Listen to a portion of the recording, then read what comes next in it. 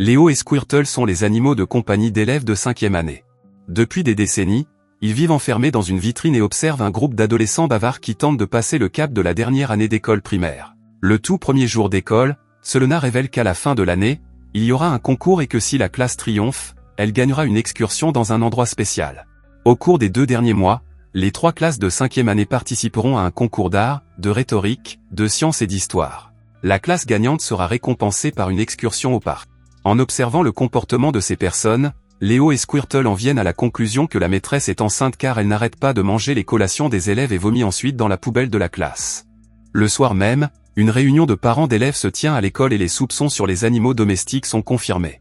Le directeur annonce que Madame Selena part en congé de maternité car elle va accoucher dans quelques mois. Lorsque les élèves apprennent cette nouvelle, ils parlent entre eux des nombreuses farces qu'ils ont l'intention de faire à l'enseignante remplaçante. En regardant les animaux de compagnie des élèves, certains parents se demandent depuis combien de temps ils sont enfermés dans la vitrine. Léo découvre que les lézards de son espèce vivent en moyenne 75 ans. Mais il se souvient d'avoir vécu dans cet aquarium pendant des décennies et d'y être arrivé bébé en octobre 1949. Pour tenter de connaître son âge, Léo décide d'aller parler à l'animal de 2e année, mais tous deux ne parviennent à le voir que pendant les exercices d'incendie. Léo utilise alors sa langue gigantesque pour déclencher l'alarme et le professeur demande à Anthony d'emmener les animaux à l'extérieur pendant que ses camarades évacuent la salle de classe. Lorsqu'il rencontre enfin les autres animaux, Léo parle à Cinnabon, le lapin de 2e année, pour connaître l'âge du lézard. Comme les enfants apprennent l'addition et la soustraction en 2e année, personne n'est meilleur en maths que Cinnabon et il révèle que le lézard a 74 ans. Léo est très triste car il sait que ses jours sont comptés et l'animal pense qu'il mourra l'année prochaine. Squirtle essaie de réconforter son ami et lui dit que les animaux vivant en captivité ont une espérance de vie plus longue. Léo regrette d'avoir gâché sa vie et de n'avoir jamais eu la chance de choisir sa propre nourriture et de n'avoir mangé que ce que l'homme mettait à sa disposition. De plus, il n'a jamais eu la chance de rencontrer l'amour de sa vie. Madame Malkin entre dans la classe avec un air intimidant et se présente comme l'enseignante remplaçante. La vieille dame propose de changer toute la méthodologie d'enseignement utilisée par Mademoiselle Selena et que dorénavant, chaque vendredi, un élève devra ramener chez lui un des animaux de compagnie. Squirtle se désespère car il a déjà beaucoup souffert pendant la période où les élèves étaient obligés de les ramener chez eux. En revanche, Léo est enthousiaste car il aura alors une chance de s'échapper. Summer se porte volontaire pour emmener Léo chez elle et lorsqu'ils arrivent dans la chambre de la jeune fille, le reptile remarque une fenêtre ouverte et pense que c'est l'occasion de s'échapper. Il se prépare à quitter sa prison et escalade le mur pour y parvenir. Pendant ce temps, Summer et sa famille sont dans la salle à manger et après avoir pris une douche, la jeune fille retourne dans sa chambre.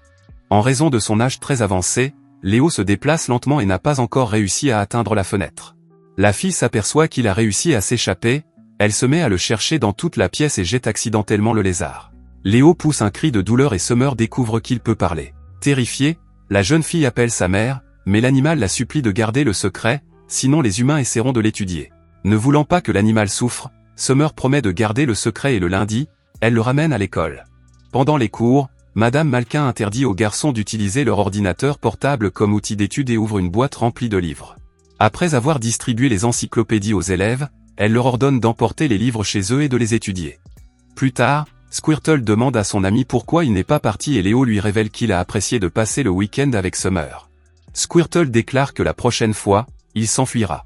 Lorsque le vendredi arrive, Summer propose de le ramener chez lui, mais c'est le garçon Ellie qui est chargé de ramener le lézard chez lui. Voyant que son ami reptilien est emmené, Summer demande si elle peut lui rendre visite, mais la nounou d'Ellie lui interdit de s'approcher du garçon. Le garçon a un ami à la maison et il joue à assembler des pièces de Lego, mais les parents d'Ellie lui font porter des vêtements de protection pour ne pas se contaminer avec les germes du lézard. Il lui est également interdit de manger des chips comme un enfant normal. Dans la pièce vide, Léo tente de s'échapper et manque de se faire aspirer par l'aspirateur de... L'animal utilise sa langue pour se tortiller et tombe sur la table, détruisant toute la ville de Lego.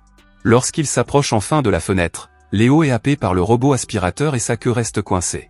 Il ne parvient à se libérer de la machine qu'avec l'aide du chien de la famille.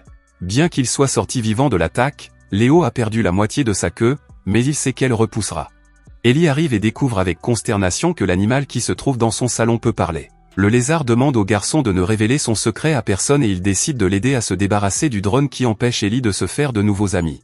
Encouragé par le reptile, le garçon écrit une lettre d'adieu à la machine et le lendemain matin, ils sortent dans le jardin pour jouer ensemble. Le lundi, Léo révèle qu'il n'a pas réussi à s'échapper à nouveau et Squirtle s'inquiète lorsqu'il remarque que le lézard a perdu une partie de sa queue.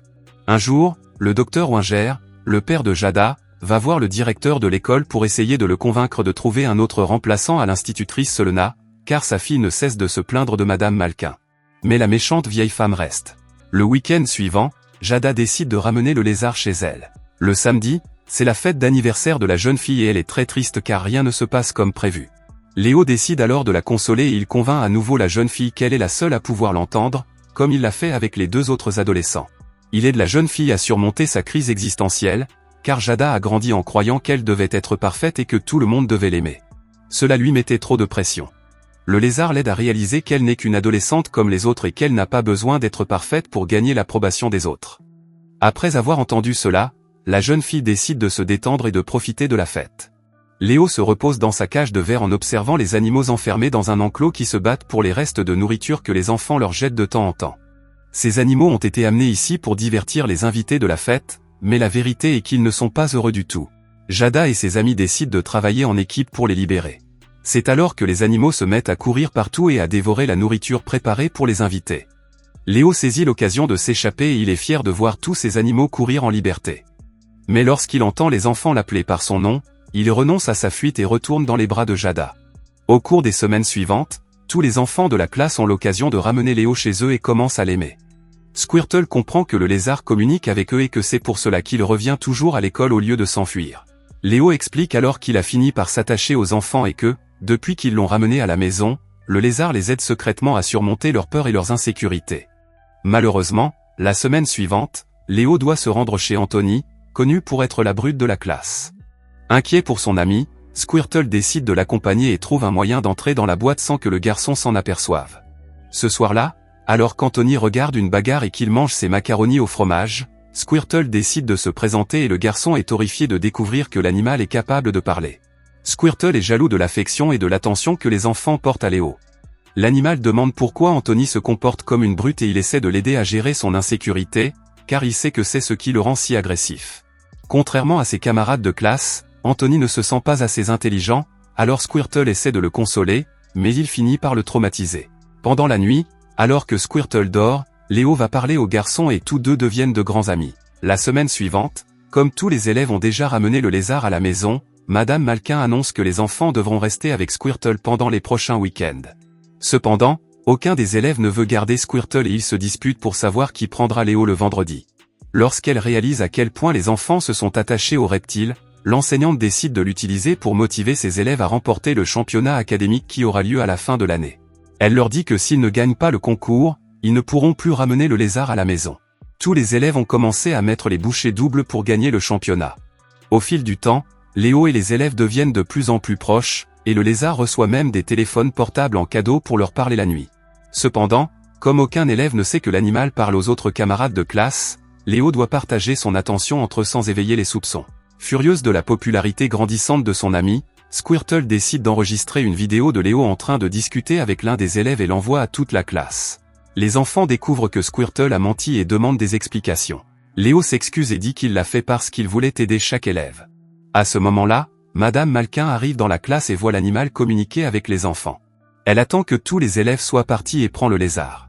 L'enseignante gronde Léo pour avoir parlé aux élèves dans son dos et, peu à peu, elle lui révèle sa plus grande douleur. Bien qu'elle ait consacré toute sa vie à la classe, elle n'a jamais eu sa propre classe et a toujours été réduite à être un professeur remplaçant. C'est pourquoi elle semble grincheuse et malheureuse. Léo aide l'enseignante à retrouver sa gaieté et sa confiance en elle et lui dit qu'il s'assurera que ses élèves seront à la première place du concours le lendemain matin. Lorsque le grand jour arrive enfin, Madame Malkin met Léo dans sa poche pour qu'il regarde le concours et elle est fière de découvrir que ses élèves sont les vainqueurs. La semaine suivante, elle les emmène en excursion et finit par être élue professeur de l'année. Madame Malkin emmène le lézard au parc et le jette de la voiture. Léo demande ce qui se passe et la femme lui répond qu'il va pouvoir réaliser son rêve de vivre libre dans la nature. Lorsque les enfants arrivent dans la classe, ils demandent où se trouve Léo et la maîtresse leur répond qu'il s'est probablement échappé. À ce moment-là, Malkin ramasse un mot dans la vitrine et dit qu'il s'agit d'une lettre d'adieu laissée par le lézard. Mais en réalité, il s'agit d'une liste de courses qu'elle a faite elle-même. Lorsqu'ils découvrent que leur ami est parti, les enfants sont attristés, mais ils essaient d'accepter le fait qu'il vit maintenant la vie qu'il a toujours voulu.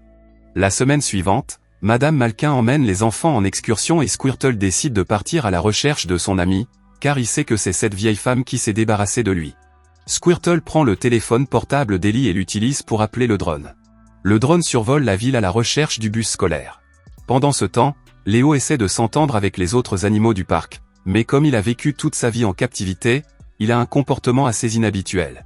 Lorsqu'il retrouve enfin les élèves, Squirtle affirme que c'est Madame Malkin qui a enlevé Léo et qu'elle seule sait où il se trouve. Les enfants font pression sur la maîtresse pour qu'elle révèle où se trouve Squirtle et elle n'a d'autre choix que de dire la vérité.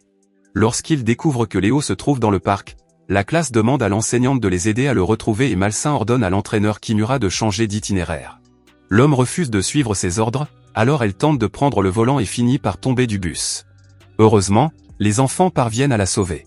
Malkin décide de suivre une autre stratégie pour emmener ses élèves au parc. Quelques heures passent et Léo continue d'essayer de socialiser avec les autres lézards de son espèce, mais il découvre rapidement qu'il est incapable de survivre seul dans la nature.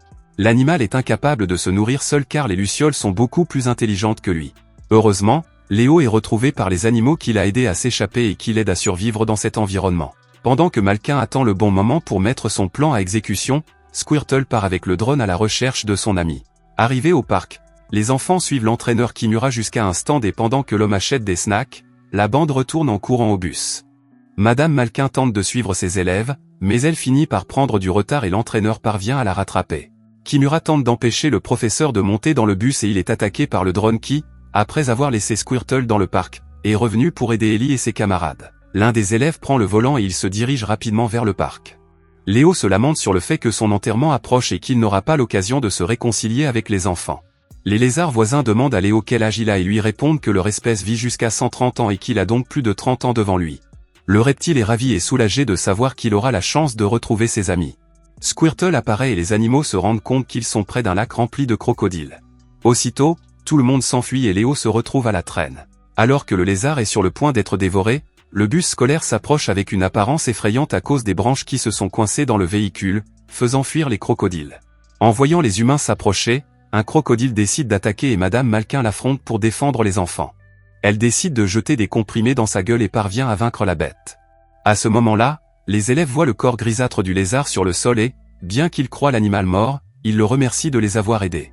Anthony ramasse le corps du lézard pour l'embrasser une dernière fois et découvre qu'il s'agit d'une peau.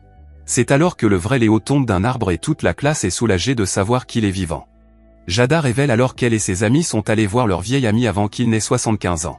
Léo révèle qu'il a encore de nombreuses années de vie devant lui et tout le monde se réjouit de cette bonne nouvelle. Soudain, Squirtle apparaît et demande pardon pour sa délation. Après s'être réconciliés, tous les élèves et leurs animaux vont profiter de la journée au parc. Le professeur Selena vient rendre visite à son ancienne classe et elle amène son bébé pour que les élèves puissent faire sa connaissance. Madame Selena vient rendre visite à son ancienne classe et amène son bébé pour que les élèves puissent faire sa connaissance. Le professeur Malkin apprend qu'elle aura l'occasion d'enseigner dans une classe l'année prochaine et elle convainc le directeur de permettre à Léo et Squirtle de rester avec elle. Merci d'avoir regardé. Si vous avez aimé la vidéo et que vous souhaitez aider la chaîne à grandir, laissez un like, un commentaire et abonnez-vous.